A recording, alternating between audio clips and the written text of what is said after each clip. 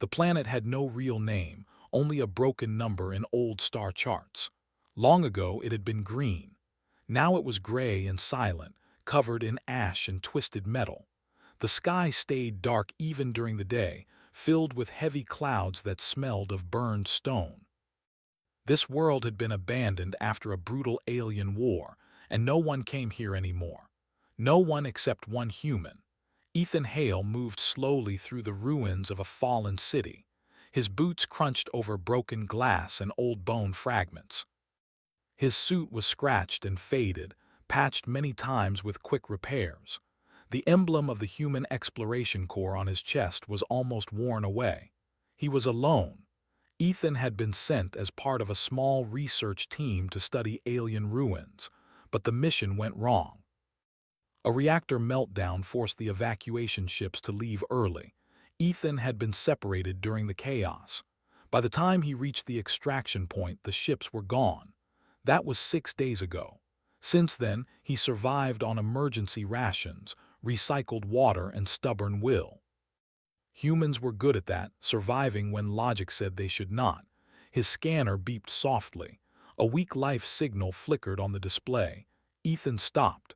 He had learned not to trust every signal. Sometimes it was just radiation noise. Sometimes it was a dying power cell. But this reading was different. It was organic, fading but real. He followed it into the remains of what looked like a medical shelter. The roof had collapsed inward, letting ash fall like gray snow. Inside, the air was thick and hard to breathe. Then he saw her. She lay against a broken wall, half buried under fallen panels. Her skin was pale blue, cracked and dry, marked with dark veins. She was tall and thin, with long limbs folded at strange angles. Her breathing was shallow, each breath a struggle. An alien, Ethan froze. Human training taught him to observe first. Many alien species were hostile. Some were aggressive when injured. Others carried deadly toxins in their blood or skin. He raised his scanner carefully. The device confirmed it. She was alive, but barely. Her body temperature was dropping fast. Her cells showed damage from a planetary toxin, something released during the war that still poisoned the land. She opened her eyes. They were large and silver, unfocused at first. Then they locked onto him. Fear flashed across her face. Ethan slowly raised his empty hands.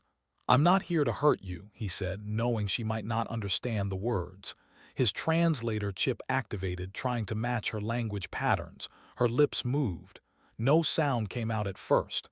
Then a weak whisper escaped her throat. "Human." Ethan's heart tightened. She knew what he was. Her breathing became faster, panic mixed with pain. She tried to move, but her body did not respond. She lifted one shaking hand and pointed at his belt. Ethan looked down. Attached to his belt was a small metal cylinder. A human emergency nutrient capsule. It was designed to dissolve in the mouth and flood the body with energy, stabilizing vital systems for a short time. It was safe for humans, not for aliens. Every medical guide Ethan had studied warned against cross-species aid without proper scans and labs.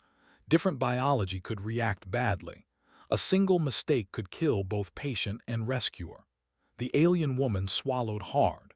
Her eyes filled with desperation. "Put it in my mouth," she begged.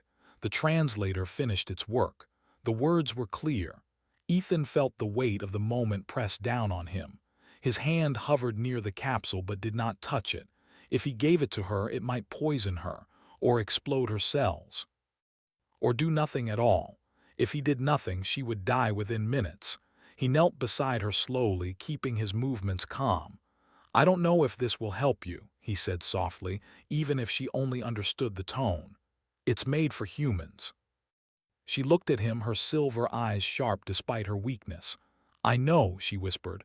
"I have seen humans before. Your kind survives everything." Her breathing faltered. Her chest barely rose. "Please," she said again, "put it in my mouth." Ethan closed his eyes for a brief moment. Humans had rules. Humans also had choices. He unhooked the capsule. His hands trembled slightly as he knelt closer. He gently supported her head and placed the capsule between her lips. It dissolved almost instantly, releasing a faint glow as the nutrients activated. For a moment, nothing happened. Then her body stiffened. Ethan's breath caught. He scanned her vitals quickly. Energy levels spiked. Cell repair processes activated, but in a way he had never seen before. Her biology adapted the compound, reshaping it instead of rejecting it. She gasped sharply, pulling in a deep breath. Color slowly returned to her skin. The dark veins faded. She lived. Ethan let out a shaky breath he did not realize he was holding. "It worked," he whispered. The alien woman's eyes focused fully now. She looked stronger already. Her breathing steadied. She flexed her fingers, surprise crossing her face. "You saved me," she said quietly. Ethan nodded, relief washing through him. "Looks like you'll be okay." He began to stand. Pain exploded through his skull. Ethan cried out and fell to one knee. His vision blurred. A sharp, burning sensation raced down his spine and into his limbs. "What?" he gasped. His scanner screamed with warning alerts. Neural interference detected, biofeedback loop forming. The alien woman sat up suddenly, alarmed. "What is happening to you?" she asked. Ethan tried to answer, but his jaw locked. His muscles spasmed violently. The world tilted as he collapsed fully onto the broken floor. Inside his body, something was wrong. Very wrong. The nutrient compound had not disappeared. It had changed. Her biology had processed it and released a secondary effect, an energy echo that surged outward. And it had found him. The scanner displayed horrifying data. A resonance field had formed between them. Their nervous systems were linked through a biological feedback channel. A bond. The alien woman's eyes widened as she felt it too. A strange warmth filled her chest, followed by a sudden clarity. She could feel him. His pain, his fear, his stubborn refusal to give up. This should not happen," she whispered. Ethan's breathing was ragged, sweat covered his face. "You said you'd die," he muttered weakly. "Yes," she replied, shaken. "I was meant to, but my species has a dormant trait. When near death, we can redirect harm to survive. It chooses the closest compatible life form." Her voice trembled. "That life form is you." Ethan laughed weakly, a short, broken sound. "Figures," he said. "Humans always get the short end." But the pain did not stop. It deepened. Outside the shelter, distant engine sounds echoed across the ruins. Alien patrol craft. The war might be over, but scavenger forces still hunted survivors, and humans were not welcome here. The alien woman stood, unsteady but strong. She looked down at Ethan, guilt and resolve mixing in her expression. "I will not leave you," she said firmly. "You saved my life. I will save yours." Ethan tried to protest, but darkness crept into his vision. As consciousness slipped away, he felt something unexpected beneath the pain. Adaptation. His body was changing, fighting back, learning. The universe had demanded a price for his kindness. And humanity had begun to pay it. Ethan drifted in and out of darkness.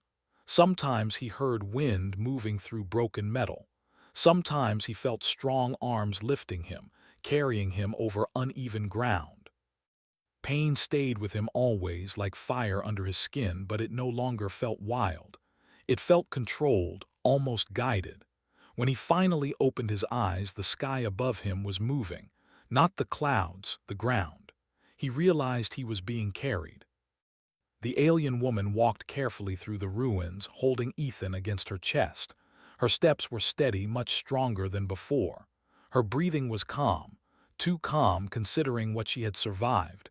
Ethan tried to speak. Only a dry sound came out. She noticed immediately. "You are awake," she said softly. Her voice sounded clearer now, stronger. The translator in Ethan's suit worked without trouble. "Lucky me," Ethan muttered. "Still alive."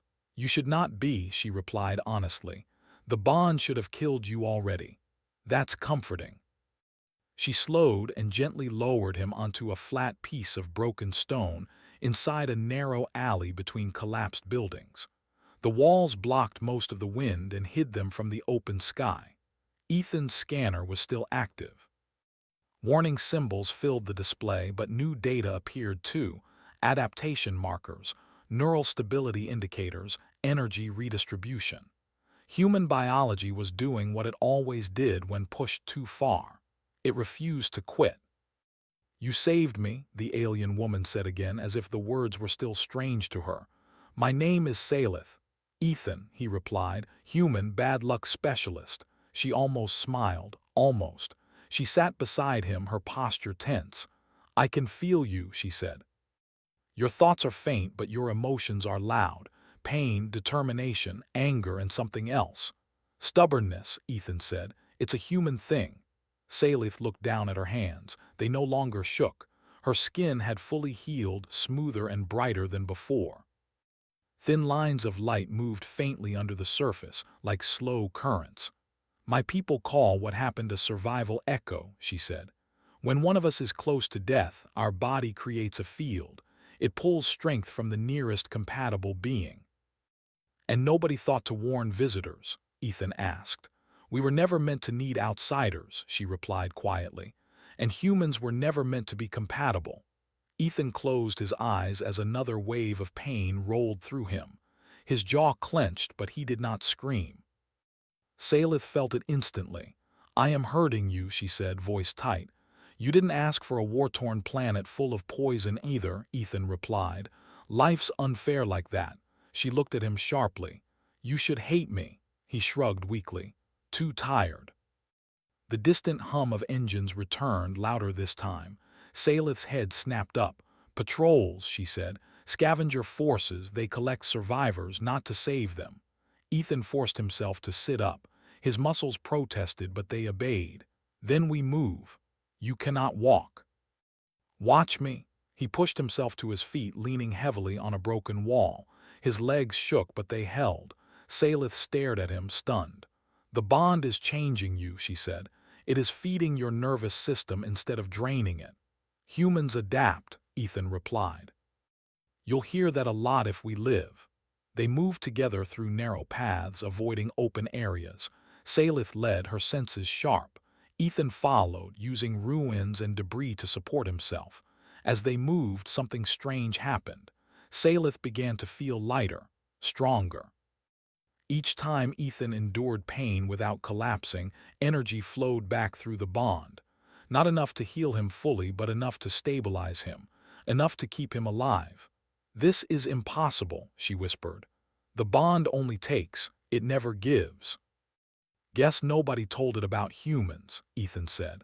They reached the edge of the city ruins as night fully settled. Beyond it stretched open land, poisoned and empty. But there were caves carved into the rock formations ahead, natural shelters used long ago. Salith guided Ethan into one just as patrol lights swept across the ruins behind them. Inside the cave it was quiet, too quiet. Ethan slid down against the rock wall, breathing hard. His suit systems were low.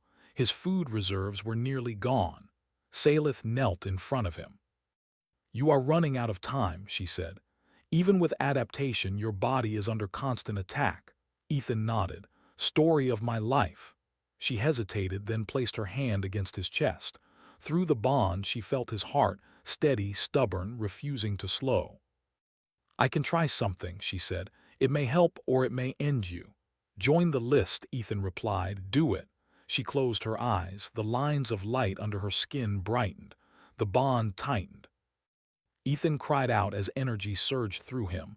Not pain this time, but pressure, like being pulled apart and rebuilt at once. Images flooded Salith's mind. Human cities, crowded streets, children laughing, soldiers standing between danger and those who could not fight. Humans running toward disaster instead of away from it. She gasped. "You live like this," she whispered. "Always on the edge," Ethan groaned. "We call it Tuesday." The energy stabilized. When it ended, Ethan slumped forward, exhausted but breathing easier. His scanner updated again. Neural loop stabilized. Bond resistance increased. Salith pulled her hand back slowly, shaken. "You are not like any species I have known," she said. You endure what should destroy you. Ethan looked up at her, eyes tired but sharp. That's how we made it to the stars. Outside the cave, patrol sounds faded. For now, they were safe. But Salith knew the truth. Her people would not stop searching. And when they found them, they would not see Ethan as a miracle. They would see him as a threat. She looked at the human who had saved her life and was now paying for it with every breath. I will take you to my people, she said suddenly. Ethan blinked. That sounds dangerous. Yes, she agreed. But it is the only way. They must see what you are becoming. They must understand that the bond did not break you. And if they do, Salith's expression hardened, then I will stand between them and you. Ethan smiled faintly. Careful, that's a very human thing to say. In the darkness of the cave, two different species sat side by side, bound by pain, survival, and something new forming between them. The galaxy did not yet know it, but the rules were already changing. Morning never truly came on the poisoned world. The sky only shifted from deep black to dark gray. Still, Ethan knew time had passed when his body stopped shaking. Pain was still there, but it had changed. It no longer felt like something tearing him apart. It felt like pressure, heavy, constant, but controlled. His breathing was steadier. His hands no longer cramped without warning. He was changing. Ethan slowly opened his eyes inside the cave. The air smelled of stone and dust. Salith sat nearby, watching the cave entrance. She had not slept. You should rest, Ethan said quietly. She turned at once. I do not need it anymore. That's not healthy, he replied. She studied him for a moment. That is a very human thing to say. Ethan tried to sit up. This time it was easier. His muscles still hurt, but they responded faster, smoother. His suit's internal display showed more changes, new neural pathways forming, increased resistance to foreign energy, unusual synchronization patterns. Human adaptability was no longer theoretical. Salith felt it too. Through the bond, she sensed his growing stability. Where before there had been chaos and burning pain, there was now rhythm. You are pushing back, she said. The bond is no longer in control. Good, Ethan said. I never liked being bossed around. They left the cave soon after. Staying in one place too long was dangerous. Salith guided them through narrow canyons and broken terrain, always choosing paths that offered cover. As they traveled, Salith began to speak more. Not just warnings or plans, but stories. She told him about her people. They were called the Velori. Once they had ruled many systems. They valued survival above all else. Any weakness was removed. Any risk was avoided. The bond was meant to save us, she explained. But it made us fearful. We learned to keep others at a distance. We let others suffer so we would not. Ethan listened quietly. Humans would hate that, he said. Yes, she replied. That is why they fear you. As the day dragged on, Ethan stumbled less. His body learned the rhythm of the bond, how to redirect its pressure instead of resisting it. When pain came, he breathed through it. When weakness followed, he rested briefly, then moved again. Each time he endured, Salith felt stronger, not just physically. She felt certainty. By the time the sunless evening returned, they reached the edge of a massive structure rising from the wasteland. It was ancient, carved directly into the stone. Faded symbols marked its surface. A listening tower, Salith said. Old, but it may still work. Inside, the air was dry and cold. The interior spiraled upward, lined with cracked devices and dead screens. Ethan leaned against the wall, catching his breath. Salith approached a control panel and placed her hand against it. Light flickered to life. A holographic display appeared. Alien faces filled the air, Velori, elders, their eyes narrowed as they saw her. Salith, one of them said, you were listed among the dead. I was, she replied, until a human saved me. Murmurs spread through the projection. Their gaze shifted to Ethan. A human, another elder said coldly. Then he is the cause of the bond disturbance we detected. Ethan straightened as much as he could. Nice to meet you too. Salith stepped slightly in front of him. He did not cause it, I did. I asked for his help. You violated survival law, the elder snapped. You allowed a foreign life form to interfere. And lived, Salith replied, because of him. The elder's expressions hardened. The bond is draining him, it always does. Salith shook her head. No. He is resisting it, adapting. That is impossible, an elder said. Ethan felt the bond tighten as if reacting to their doubt. Pain surged, but he did not fall. Instead, he took a step forward. I don't know your laws, he said calmly, but I know survival. You built something that keeps you alive by killing others. Humans don't survive like that. The elders watched closely as Ethan's vitals appeared on the display.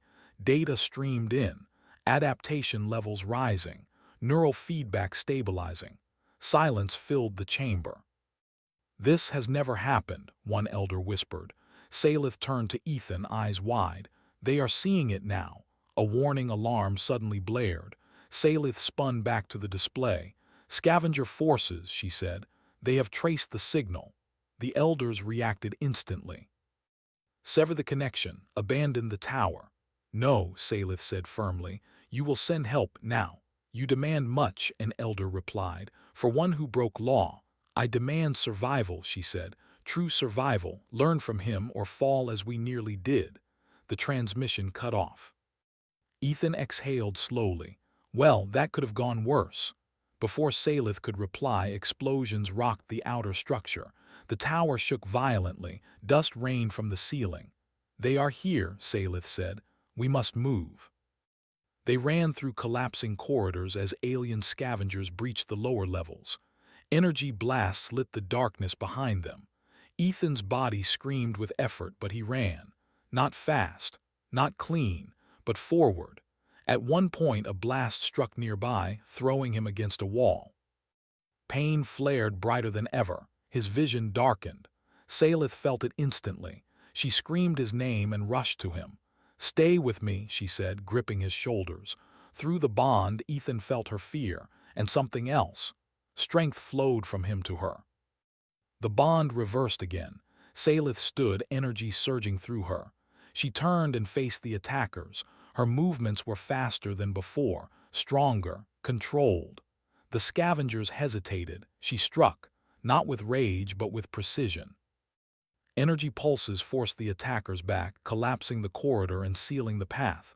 When it was over, she returned to Ethan, breathing hard. He was still conscious. You okay? He asked weakly. She laughed, a sharp, disbelieving sound. I should be asking you. They escaped the tower through an emergency exit as the structure fell behind them. Far above, ships descended, Valori ships, reinforcements. Salith looked at the human leaning against her for support. My people are coming, she said, and they are afraid. Ethan nodded. Good. Fear means they're paying attention. As the ships landed, the bond between them pulsed, stable, strong, alive. What was once a curse was becoming something else, a connection the galaxy was not ready for. And a human who refused to break. The Valori ships descended silently, casting long shadows over the gray wasteland. Ethan and Salith crouched behind a jagged outcrop of rock, watching the massive craft land. Tall, angular shapes moved along the decks, soldiers in dark suits, carrying strange energy weapons. Salith's chest tightened. She had warned them her people would not understand what had happened. They would see Ethan as a threat, and yet there was no other way. He had survived the bond, and she would make sure the council knew it. Stay behind me, she said, her voice low. Do not show fear. Humans are strange, yes, but you must appear calm. Ethan smirked weakly. I've been calm about dying a lot today. Guess this is just another Tuesday. She ignored the joke. This is serious. One wrong move and they will kill you, or worse. Ethan nodded. He had learned a long time ago that worrying sometimes did not help. Survival required action, not fear. They emerged from cover, moving slowly toward the nearest landing ramp. The soldiers spotted them immediately. Their weapons raised, energy pulses humming in the air. Salith raised her hands, palms open, showing no aggression. "I bring him," she said, projecting her voice through the translator. "The human who saved me, the one who survived the bond."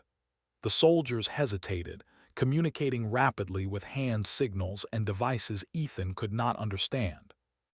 A massive figure emerged from the ship, a high-ranking officer, his armor decorated with sharp symbols of rank. "You dare bring a human before the council?" he demanded. His voice was sharp, metallic, almost echoing. "Do you not understand the laws? Foreign interference is forbidden. Survival is not a partnership. Humans are weak." Salith stepped forward. "He is not weak," she said. "He is stronger than you think. The bond should have killed him. It did not. He survived. And in surviving, he has proven something your records cannot explain." The officer's eyes narrowed. "Explain, then, quickly." Salith turned slightly, guiding Ethan to stand beside her. He swayed slightly, still recovering, but the strength in his eyes was clear. The officer sneered. "This human is dying," he said, "or soon will be. The bond will drain him. That is law." Ethan straightened, feeling the pain pulse again, but not like before. This time it was different, steady, almost manageable. He spoke with slow determination. "I am not dying. You built something to control life and death, yet you failed to understand it. I survived. That is the truth." The officer's hand twitched, signaling his soldiers. "Sever the connection," he ordered. "Do it now or he dies." Salith shook her head firmly. "No. He survives because of the bond and because he chooses to survive. The bond does not control him. He controls it." Ethan felt the bond respond. Energy surged between them, no longer harmful but active, alive. He could feel Salith's strength and she could feel his determination. Together they were more than the council expected. The officer took a step forward, anger flashing across his face. "You threaten our rules. You defy tradition. Sever the connection or you will die with him." Ethan forced himself to stand taller, ignoring the sharp pain pulsing through his muscles. "You think tradition is stronger than life. You are wrong. You underestimated humans, and now you will see why." Salith's eyes glimmered as she placed her hand on Ethan's shoulder. Through the bond, she could share energy, guiding him, stabilizing him. The council members around them stared, confused and cautious. Something was happening they could not control. The bond pulsed again, stronger this time. Energy rippled outward, faint but noticeable. It filled the chamber, brushing against the council members. Their expressions shifted from anger to shock. "It is impossible," one elder whispered. "The human is feeding her." "Yes," Salith replied. "He is alive and he strengthens me." The officer's face contorted. "This cannot be. Sever the connection." Ethan stepped forward despite the pain. His voice was steady, strong. "Humans do not act for safety alone. We act for what is right. You think this is wrong because it is unfamiliar. It is not. This is survival, and we survive together." The council murmured among themselves.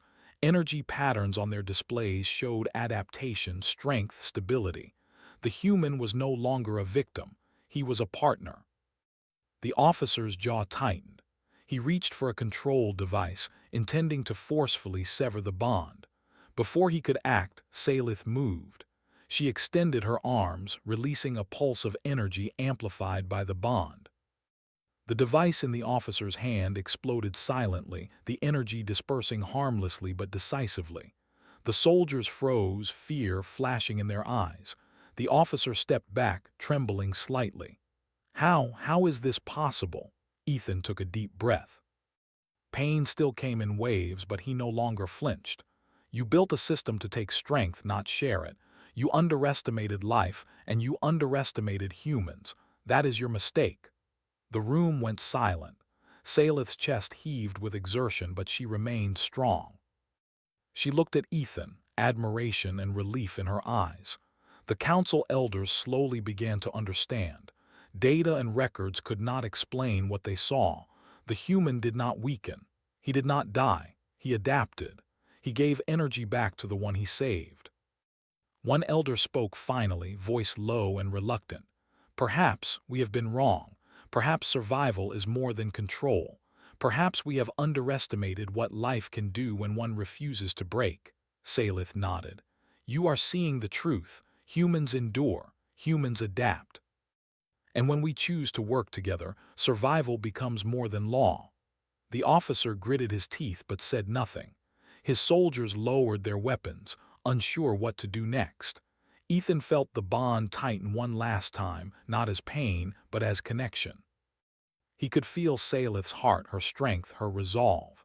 And she could feel his own stubborn determination, his refusal to die, his unwillingness to give in. The chamber remained tense, but a new respect had begun to form. The council could no longer see humans as weak. The bond had shown them that life was stronger than fear, stronger than law, stronger than tradition. Ethan looked at Salith, pain still under the surface but strength rising above it. Guess we make quite a team, he said, a faint smile on his lips. Salith allowed herself a small smile. Yes, together we are more than either of us alone, and perhaps the galaxy will learn something from this. Outside, the sunless sky remained gray, but within the chamber something had changed. A new understanding, a new hope. And the lone human who had survived the bond had begun to show what humanity was truly capable of. The council would never forget this day, and neither would the universe. Humans had obeyed a desperate plea. They had paid the price. And they had changed everything. The gray sky stretched endlessly over the ruined world. Even after the council meeting, the wind carried ash and dust, and the air still smelled of metal and decay. But Ethan and Salith felt something different. Not safety, not yet, but possibility. A fragile, unspoken hope that they could survive and maybe even change the world around them. Salith led Ethan carefully down a wide stairway carved into the stone. His legs were sore, muscles stiff, but he no longer staggered uncontrollably. The bond between them pulsed softly, steady, like a rhythm he could finally follow. Pain still came, but it had become part of him, something to acknowledge, not to fear. You've adapted faster than I expected, Salith said, her voice calm but curious. Humans, you are strange creatures, Ethan smiled weakly. We survive, it's what we do best. He paused, looking up at her. And apparently, we survive even when the universe tries to kill us. Salith laughed softly. It sounded like wind across broken metal. You make it sound easy, he shrugged. It's never easy, just necessary. The stairway opened into a flat plateau overlooking the open plains of ash. The Velori Council ship still hovered in the distance, their lights scanning the horizon. Their patrols were cautious, watching the ruins for any sign of trouble. The council elders had ordered restraint, but they were still wary. Ethan could feel it. They don't trust me, he said. Or maybe they don't trust you for bringing me here. Salith shook her head.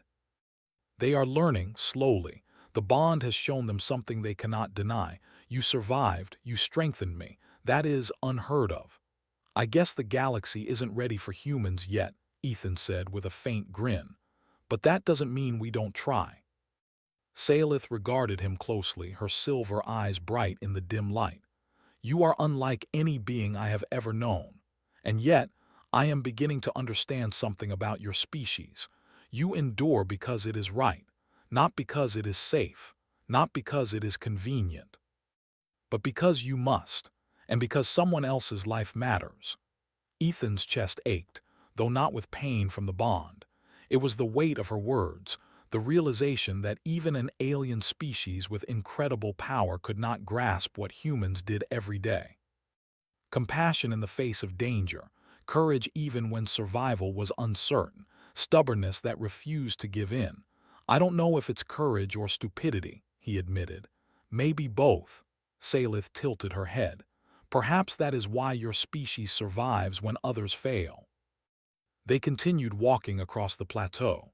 The ash crunched beneath their boots, each step echoing in the emptiness. Ethan felt the bond pulse rhythmically, steady now, no longer wild and chaotic. It was a connection that could have destroyed him, but instead it had strengthened him. It had made him more human than ever, capable of both endurance and empathy. "We have to go back," Salith said suddenly. "Back to the council. They must understand fully. They must see what this means." Ethan looked at her, surprised. "You want to go back after everything?" "Yes," she said firmly. "They need to see that survival is not about fear. It is not about laws or control. It is about life, and you have proven that. Not just for yourself, but for all of us." The journey back was tense. Velori patrols still scanned the landscape, wary of any threat. Ethan leaned heavily on Salith at times, but he no longer stumbled uncontrollably. Each movement was deliberate, each breath controlled. Humans were stubborn, yes, but they were survivors. When they reached the council chamber again, the elders were waiting. Their expressions were cautious, eyes wary. Weapons were lowered, but tension still filled the room. Salith stepped forward, placing Ethan beside her. "This is him," she said, "the human who survived the bond, the one who saved me, and the one who changed what survival means." The council elders leaned closer, studying Ethan's vitals on the displays. They had expected weakness. They had expected the bond to consume him. But instead, the data showed something impossible: adaptation, strength, and stability. The human was alive, fully alive, and through the bond he had strengthened Salith in ways they could not explain. One elder spoke finally, voice trembling. "This cannot be. The bond takes always, it does not give." Salith shook her head. "It gives because he endured, because he chose to survive even when it should have killed him." Ethan spoke, his voice clear despite the lingering pain. "You built a system to control life. You expected weakness. But humans survive. We endure because we must, because it is right, not because it is easy and not because it is convenient. You see weakness, but you have never faced life the way we do." The council fell silent. Data on their screens confirmed what they could not believe. Ethan's body was not just surviving, he was adapting. The bond, once a weapon, had become a partnership, something new and powerful. The elder officer who had threatened him stepped forward, his face pale. "You defy law, you survive." Ethan met his gaze steadily. "Yes. That is what humans do, and perhaps it is time your people learn the same lesson." The room was quiet except for the faint hum of technology. Salith placed her hand on Ethan's shoulder. Through the bond, they shared energy, strength, and understanding. The elders could see it now, not just in data but in reality. A human and a Velori, linked by survival and courage, standing together. "This changes everything," another elder whispered. "If humans can endure this, then perhaps we have underestimated life itself." Salith nodded. "It changes everything. Survival is not just about control, it is about connection, trust, willingness to endure for another." Ethan felt the bond pulse once more. Pain still lingered, but it was manageable. He could feel Salith's heartbeat, her resolve, and her pride. And she could feel his determination, his stubbornness, and his humanity. Together, they were stronger than any law or tradition. The council debated quietly, but they could not deny the evidence. Humans were not weak. They were not victims. They endured, adapted, and survived in ways even the Velori had never imagined. Finally, one elder spoke aloud, voice strong and deliberate. "Let it be recorded. The human who survived the bond and strengthened the Velori has proven that life cannot always be measured by rules or fear. Perhaps it is time we learn from this species." Salith exhaled, relief washing over her. "Then perhaps the galaxy will understand something new. Something humans have always known. Endurance, courage, and trust can change fate itself." Ethan leaned against her, exhausted but alive. Pain still pulsed, but he no longer feared it. Through it all, he had survived, and he had shown the galaxy what humans were capable of. Outside, the gray sky remained heavy, but for the first time the ash did not feel suffocating. It felt like a challenge, one humans could meet as they always did. The bond between Ethan and Salith would remain, a symbol of cooperation and resilience. A human had obeyed a desperate plea. He had paid the price, and in doing so he had not broken. He had proven that humanity was more than survival. It was strength, compassion, and courage, shining in even the darkest corners of the universe. The Velori Council would never forget the day a human taught them what it meant to endure. And Ethan, he would never forget that he had survived, not alone, but together. For humans, for aliens, and for the galaxy beyond, the story spread quietly at first, then loudly. A lone human had faced the impossible. He had obeyed a desperate plea. He had paid the price, and humanity had changed the rules of survival forever. Ethan smiled faintly, looking at Salith. "Guess we made it," he said. "Yes," she replied, "and together we will survive anything the galaxy throws at us." The ash continued to fall softly, but it no longer felt like the end. It was the beginning of something new, a future where humans and aliens could endure, adapt, and thrive together. The galaxy had seen the price of humanity, and it had learned that humans were willing to pay it and survive.